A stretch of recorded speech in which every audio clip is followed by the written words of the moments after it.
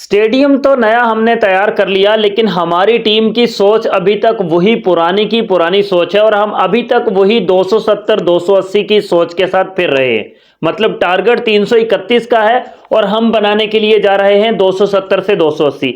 Match शुरू होने से पहले ही जब सोच ये थी कि हम 270 से 280 के बीच में रोकेंगे उनकी टीम को, तो फिर 331 चेज कैसे करेंगे? कैसे आप लोगों की सोच बदल सकती है? कैसे आप लोग 331 को चेज करने के लिए जा सकते हो और वही 270 280 वाली सेम सोच के साथ, सेम अप्रोच के साथ वही बड़ी मुश्किल से पाकिस्तान की टीम 250 के करीब करीब पहुंच पाई है। हम 331 चेज करने के लिए जा रहे थे, तो एटलीस्ट शुरू से ही हमारा जो जो जिसको कहते हैं ना कि हमारा मोमेंटम था वो होना चाहिए था। लेकिन एक एंड से फखर जमान ने अगर रन्स किए तो दूसरे एंड से बाबर आजम ने डॉट बॉल्स खेली, और अगर बाबर आजम आउट होकर चला गया तो कामरान गुलाम ने वही वाली सीट संभाल ली, कामरान गुलाम आउट होकर चला गया तो मोहम्मद रिजवान ने वही वाली सीट संभाल ली। और यही कुछ पाकिस्तान की टीम ना सिर्फ अब से बल्कि बहुत लॉन्ग टाइम से ये करती आ रही है। बेशक पाकिस्तान ने ऑस्ट्रेलिया को ऑस्ट्रेलिया में जाकर हराया, लेकिन आप जानते हैं कि वहां पर पाकिस्तान ने किस वजह से उनको हरा दिया था? इस वजह से कि हमारे बॉलर्स ने वहां पर 160 170 तक उनकी टीम को जो है रोका था। 160 एक मैच में हमने चेज करने थे, एक में मेरा ख्याल 140 45 चेज करने थे। सो पाकिस्तान की टीम जीत गई। हमने इंग्लैंड को यहां पर 2 टेस्ट मैचेस हराए थे, उसमें भी हमारा ज्यादा किरदार हमारे बॉलर्स का ही था, स्पिनर्स ने हमको जीत दिला दी थी।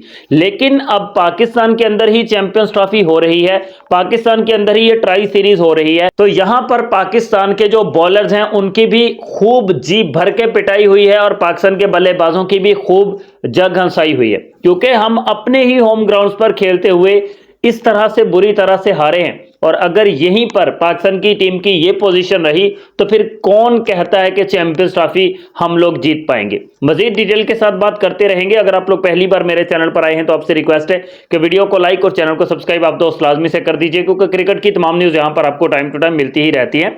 मुबारक हो पाकिस्तानियों को कि जिनको नया स्टेडियम तो मिल गया, लेकिन टीम की सोच वही पुरानी वाली रह गई है। सबसे पहले हम बॉलर से ही स्टार्ट कर लेते हैं, क्योंकि पाकिस्तान ने बॉलिंग का आगाज किया। ठीक है, शाहीन अफरीदी ने पहले ओवर में विकेट ले लिया, हम मैच में इन थे। उसके बाद दूसरा विकेट पाकिस्तान को अबरार अहमद ने दिला दिया, हम मैच में इन थे। यहां तक कि हम एटलीस्ट उस वक्त तक भी कि जब आई थिंक 22 ओवर्स या 24 ओवर्स हुए थे या 26 ओवर्स आई थिंक हुए थे और 134 रन पर हमने 4 विकेट न्यूजीलैंड की ले ली थी, हम तब भी मैच के अंदर इन थे।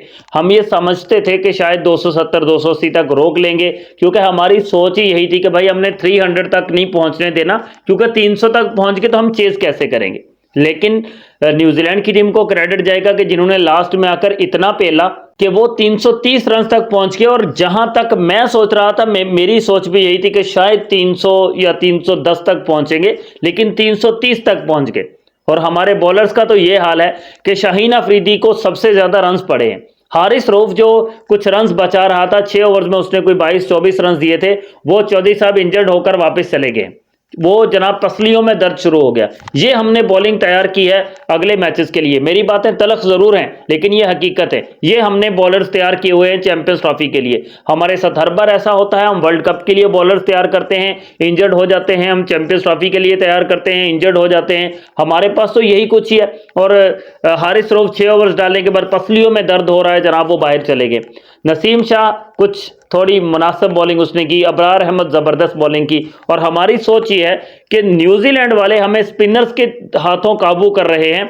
3-3 स्पिनर्स, जिनमें से एक रेगुलर, 2 पार्ट टाइमर्स। और हमारे पास ये हाल था। रिजवान की कैप्टनसी पर भी मैं बात जरूर करूंगा कि उसने खुशदिल शाह को मुसलसल ओवर्स दिए रखे, जबकि उसको अच्छे खासे रन पड़े।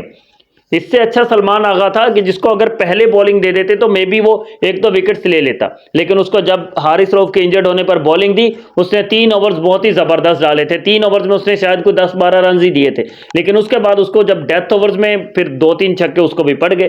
तो कैप्टनसी पर भी सवाल उठते हैं, लेकिन 330 रन ज्यादा नहीं थे। इस वजह से मैं कह रहा हूं कि अब लेटेस्ट क्रिकेट हो चुके हैं भाई, जदीद क्रिकेट खेलो।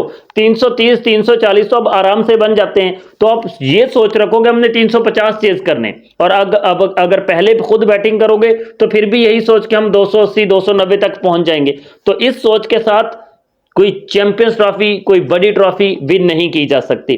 फिर हमारे बैटर्स की बारी आई तो जनाब फ़खर जमान, देखें फ़खर जमान बिलाशुबा 80 प्लस रन्स करके गया है, लेकिन एक चीज़ आप मेरी लिख के रख लो, फ़खर जमान की बॉल बाई बॉल इनिंग्स आप देख लो।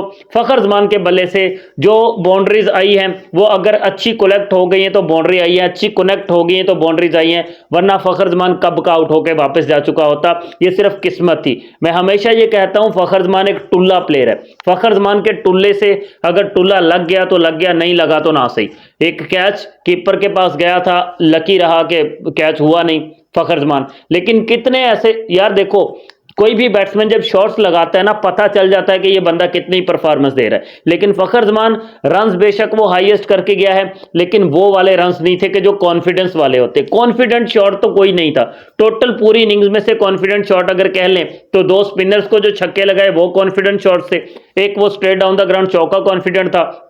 मतलब अगर 66 गेंदें खेलकर गया है फ़खर जमान तो उनमें से कोई 10-15 गेंदें कॉन्फिडेंस वाली खेली हैं, बाकी टुल्ले ही थे।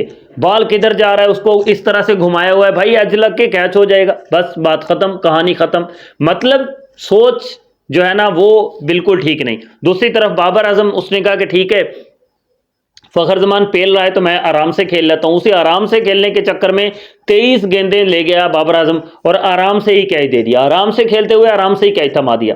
फिर पीछे बचा था हमारा कामरान गुलाम, वो भी वही काम। और उसके बाद फिर तैयब ताहिर, भाई साहब उनकी फील्डिंग को क्रेडिट देंगे हम। न्यूजीलैंड वालों ने कमाल की फील्डिंग की है, कमाल की। वो तैयब ताहिर वाला कैच सबसे अमेजिंग था, सबसे अमेजिंग कैच था। इतना तेज शॉट था लेकिन इतना आसानी से कैच ले लिया यार, समझ ही नहीं आया। बेशक 2-3 कैचेस उन्होंने ड्रॉप भी किए न्यूजीलैंड वालों ने, लेकिन इसके बावजूद भी फील्डिंग का बहुत ज़्यादा डिफरेंस रहा है पाकिस्तान का और उनका। और ये तो हमेशा रहता है, किसी भी टीम के साथ हम खेल लें तो फील्डिंग तो हमारी ऐसे ही होती है, माशाल्लाह सुभान अल्लाह। लेकिन वेल डन न्यूजीलैंड भाई साहब, हम उनको क्रेडिट देंगे न्यूजीलैंड को कि उन्होंने जीत लिया। और हमारे इस नए स्टेडियम को, हमारी इस टीम को पूरी दुनिया ने देखा है भाई, पूरी दुनिया ने देखा है कि हम कौन से गुल खिला रहे हैं, हम कौन सी क्रिकेट खेल रहे हैं, हम किस दौर में खेल रहे हैं, किस दौर में जी रहे हैं भाई। हम अभी तक भी वही 2005, 6, 7, 8, 10, 15 वाली क्रिकेट खेल रहे हैं कि भाई साहब बस 200 मतलब 80 कर लेंगे, 290 कर लेंगे, उसको डिफेंड कर लेंगे, या परली टीम को 270 तक रोक लेंगे, उसको चेज कर लेंगे। भाई बड़ी सोच रखो, ये सोचो कि हमने 350 बनाना है बस। पहले बैटिंग करेंगे तो 350 करेंगे, चेज करने के लिए जाएंगे तो 350 चेज करेंगे, फिर जाकर बात बनती है। ये 330 रन इस दौर की क्रिकेट में ज़्यादा नहीं है, इस दौर की क्रिकेट में ये 330 रन ओडीआई फॉर्मेट में ज़्यादा नहीं है। अब तो T20s में 300 बन रहे हैं तो फिर ये ज़्यादा नहीं है, लेकिन सोच बदलनी होगी पाकिस्तान को, तब जाकर जीतेंगे। सो उन तमाम पाकिस्तानियों को बहुत वो मुबारक होगा जो ये कह रहे हैं कि बहुत अच्छी पाकिस्तान ने टीम सेलेक्ट कर ली है, बड़ी ज़बरदस्त हमने टीम बना ली है। ये कोई ज़बरदस्त टीम नहीं है, चाहे यही खिलाड़ी हो पाकिस्तान की टीम में, बट अपनी सोच को बदलेंगे तब हम जीत पाएंगे।